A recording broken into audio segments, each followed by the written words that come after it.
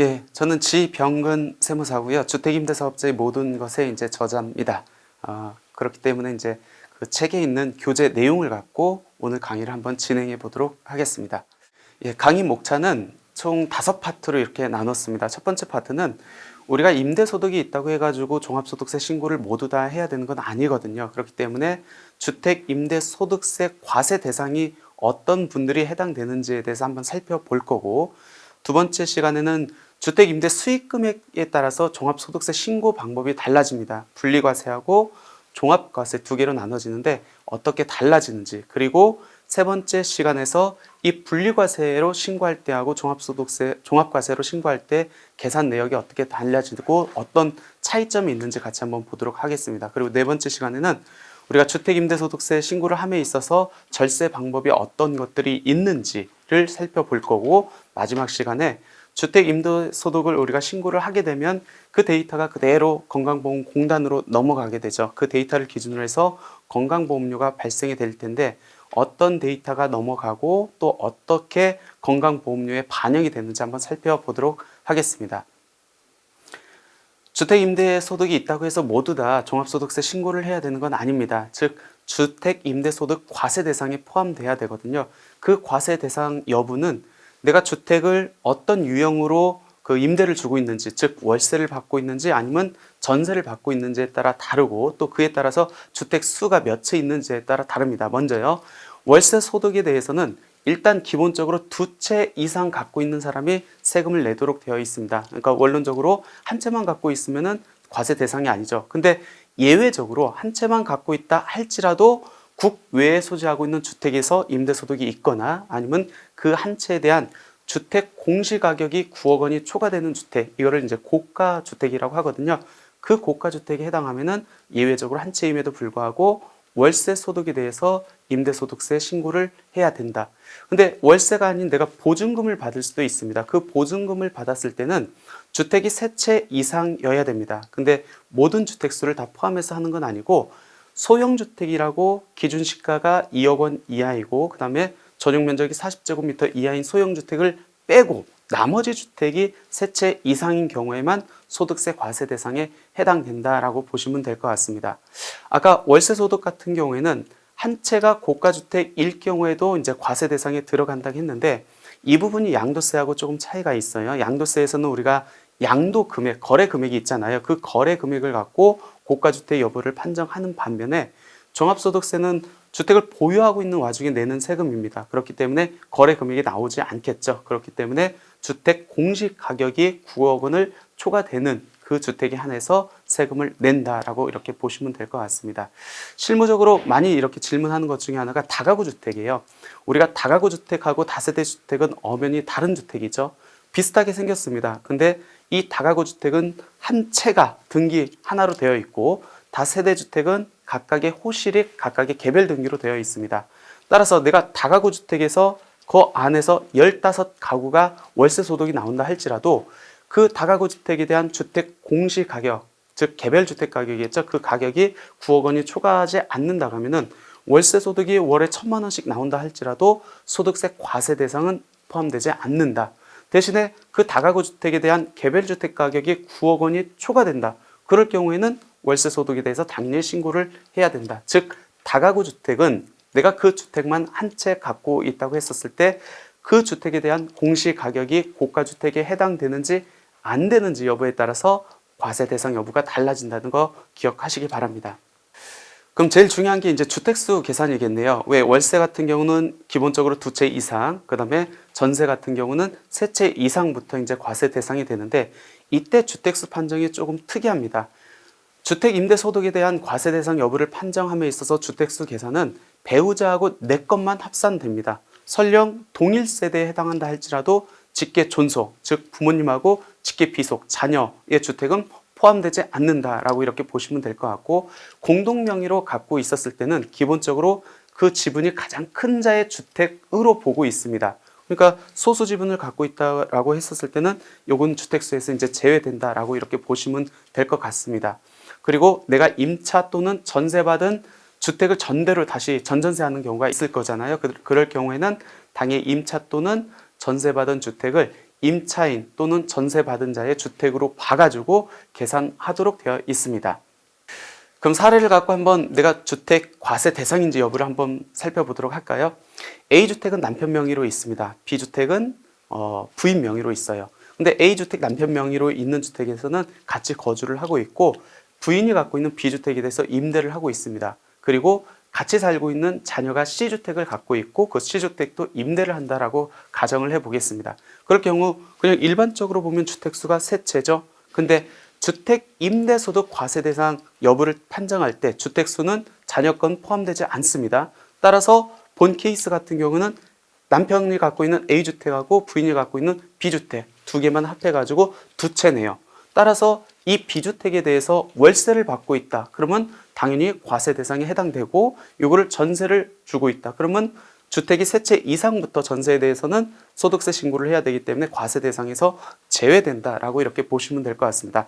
많이들 착각하고 있는 분들이 뭐냐면 아까 월세 같은 경우는 두 채 이상, 전세는 세 채 이상부터 이제 소득세 과세 대상이 포함되는데 그때 주택수는 임대 주고 있는 주택만을 갖고 계산한다라고 이렇게 생각하는 분들이 많이 있습니다. 그렇지 않고 내가 설령 거주하고 있는 주택도 같이 포함해가지고 주택수를 계산한다. 특히 직계 존비속의 주택은 나하고 동일 세대를 갖추고 있다 할지라도 포함되지 않고 순수한 배우자의 주택만 갖고 그 다음에 내 주택하고 합산된 주택 수로 과세 대상 여부를 판정한다라고 보시면 될 것 같습니다. 그럼 사례로 공동소유 주택의 이제 과세 대상 주택 수를 한번 같이 판정을 해보도록 하겠습니다. 갑이 단독 명의로 두 채를 갖고 있다고 가정을 하고 공동 명의로 갑과 을이 갑이 40%, 을이 60% 이렇게 갖고 있다고 가정을 해볼게요. 그러면 갑은 일단 두 채를 갖고 있는 상황이네요. 그러면은 공동 명의로 갖고 있는 갑의 40%가 주택수에 포함되는지 여부를 따질 때 공동 명의로 갖고 있는 거는 지분이 가장 큰 자로 보게 돼 있죠. 그래서 갑이 40%, 을이 60%라고 했었을 때 을의 주택수로 들어갑니다. 따라서 갑의 과세 대상 주택수는 두 채고 을의 과세 대상 주택수는 한 채입니다. 그러니까 을은 당연히 월세를 받고 있다라고 했었을 때는 과세 대상이 되지 않죠. 왜? 과세 대상이 월세 같은 경우는 두 채부터 과세 대상에 해당되기 때문에. 하지만 갑의 과세 대상 주택수는 이미 두 채를 갖고 있기 때문에 이 두 채 중에서 월세 수입이 있다라고 하면은 당연히 소득세 신고 대상에 포함된다. 근데 이때 주의해야 할 게 갑 같은 경우에는 아까 을의 주택수로 본다고 했잖아요. 그렇기 때문에 공동 명의로 갖고 있는 주택, 갑의 지분에 대해서는 소득세 신고 대상이 아니다라고 생각하실 수 있는데 그렇지는 않습니다. 주택수 판정을 함에 있어서 지분율이 가장 큰 사람의 주택수로 본다는 거지 그 주택에 대해서 소득세 과세 대상에서 아예 제낀다. 그건 그렇게 판단하지는 않는다라고 이렇게 보시면 될 것 같습니다. 다른 예로 한번 볼까요? 갑과 을이 5대5로 가지고 있습니다. 그럴 경우에는 원칙적인 거는 특별하게 이제 귀속자를 정하지 않은 경우는 갑 한 채, 을 한 채 가지고 있는 꼴이 되겠죠. 근데 갑의 임대 수입 귀속자를 갑으로 이렇게 정했다라고 하면은 갑이 한 채 갖고 있는 결과가 되고 을은 주택수가 없는 결과가 되겠죠. 당연히 을은 과세 대상이 되지 않습니다. 을은 한 채이기 때문에 과세 대상이 되지 않겠죠. 근데 다른 주택을 또 갑이 갖고 있다 그러면 주택수가 두 채이기 때문에 월세 소득이 있는 경우에는 과세 대상이 되고 월세 소득이 없다. 즉 전세로 한다. 그러면 과세 대상에 포함되지 않는다라고 이렇게 보시면 될 것 같습니다. 이번에는 이제 세무서의 사업자 등록증하고 지방자치단체의 임대사업자 등록증하고 굉장히 혼동하는 분들이 많이 있거든요. 한번 어떤 차이점이 있는지 볼게요. 먼저 세무서의 사업자 등록증입니다. 관할 기관은 당연히 세무서에 내는 거고 소득세 신고를 하기 위한 등록 절차다라고 이렇게 보시면 될 것 같은데 모든 사람들이 주택 임대소득이 있다고 해가지고 세무서에 사업자 등록을 내야 되는 건 아니고 지금 우리가 살펴봤듯이 주택 임대소득 과세 대상자여야 됩니다. 즉 월세로 받았을 때는 주택이 두 채 이상, 전세로 받았을 때는 주택이 세 채 이상인 사람이 그때 사업자 등록을 해야 되는 거고 이 사업자 등록을 해야 되는 거는 의무사항입니다. 그러니까 안 하면은 뭔가 불이익이 있겠죠. 그 불이익이 우리 같은 경우에는 주택 임대 수익 금액의 0.2%의 가산세가 있다는 겁니다. 또 신고를 안 하면은 나중에 신고 불성실이라든지 납부지연 가산세가 적용될 수 있다는 겁니다. 그럼 내가 세무서에 사업자 등록을 했습니다. 그러면 나는 납세 의무자가 되겠죠. 그 납세 의무자가 해야 되는 신고는 2월 달에 사업장 현황 신고라는 거하고 그다음에 지금 도래하는 종합소득세 신고를 해야 됩니다. 그럼 사업자 등록은 의무사항입니다. 그럼 지방자치단체에 내가 임대사업자로 등록하는 것도 의무사항입니까? 그건 의무사항이 아니에요. 이거는 선택사항입니까? 선택사항입니다. 어떤 선택사항이냐면 내가 지방자치단체에 임대사업자로 등록을 하면은 어떤 세제 혜택을 적용받을 수 있거든요. 물론 등록한다고 해가지고 모든 세제 혜택을 적용받는 건 아니겠죠. 일정 요건을 충족한 사람에 한해서 적용받을 수 있겠죠. 그 세제 혜택을 받기 위해서 내가 임의적으로 선택적으로 지자체에 등록하는 겁니다.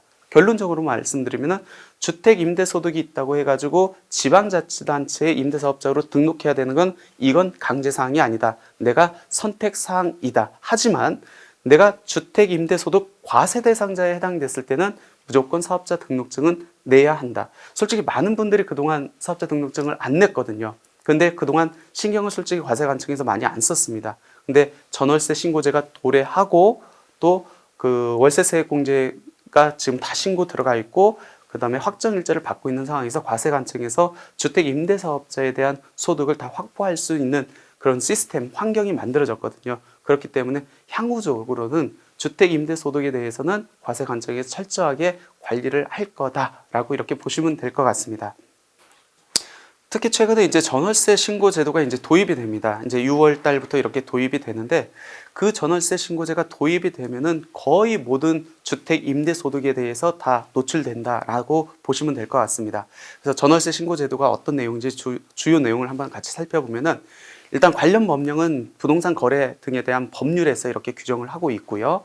그러니까 월세나 전세를 놨었을 때 그 내용에 대해서 신고를 하라는 겁니다. 그럼 신고 대상은 어떤 겁니까? 주거용 건물이겠죠. 근데 그 주거용 건물을 판정할 때 용도상으로 판정하지 않고 실질 용도로 판정한다는 겁니다. 따라서 오피스텔이라든지 고시원이라든지 기숙사 등도 주거용으로 사용하고 있다 하면은 그 임대차 금액, 보증금이나 전세 금액이 6천만 원을 초과하거나 아니면 월세가 이제 30만 원을 초과한다고 했었을 때는 무조건 신고를 해야 된다라고 보시면 될 것 같고 지금 신고 지역은 수도권 전 지역, 그다음에 광역시, 세종시, 그다음에 도의 시지역까지 이제 확대됐다라고 이렇게 보시면 될 것 같습니다. 만약 공인중개사님이 이제 임대차 계약을 작성했다, 그럼 중개사님이 해야 되는 거고 쌍방이 그 임대차 계약을 작성했다, 그러면 당연히 임대인이 해야겠죠. 그러면 2년 동안 임대차 계약이 이제 체결이 됐습니다. 그럼 2년 후에 그때도 신고를 해야 됩니까?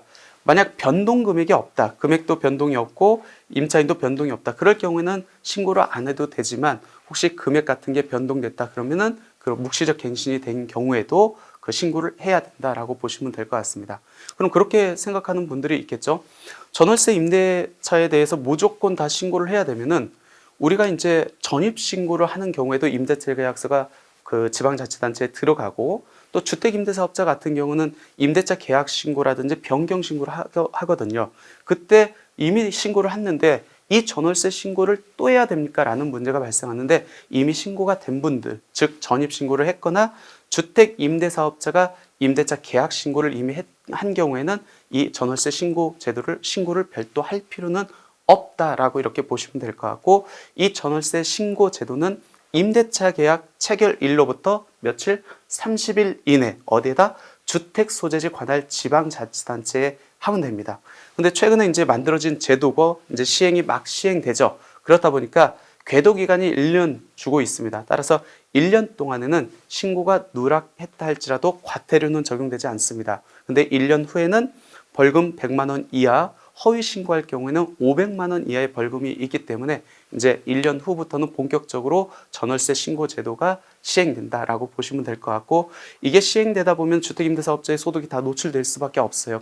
그러면은 과세관청에서 얼마든지 주택임대사업자에 대해서 추징할 수 있는 그 환경 자체가 만들어집니다. 따라서 지금부터라도 주택임대소득에 대해서 조금씩 제대로 신고하는 그런 습관을 좀 길러야 되는 거고 그 와중에 내가 절세할 수 있는 방법이 합법적으로 어떤 방법이 있는지 같이 연구를 하고 또 거기에 맞춰가지고 준비를 하는 게 낫지 않을까 생각됩니다.